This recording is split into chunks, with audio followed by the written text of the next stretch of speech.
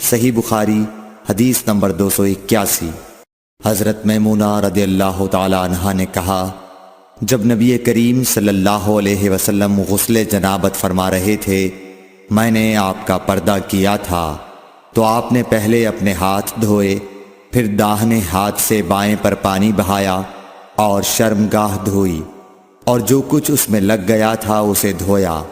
پھر ہاتھ کو زمین یا دیوار پر رگڑ کر دھویا، پھر نماز کی طرح وضو کیا پاؤں کے علاوہ،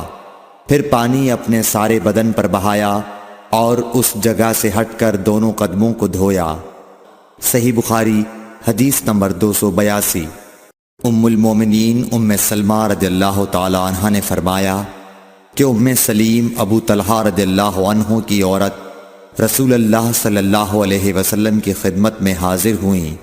اور کہا کہ اللہ تعالی حق سے حیا نہیں کرتا،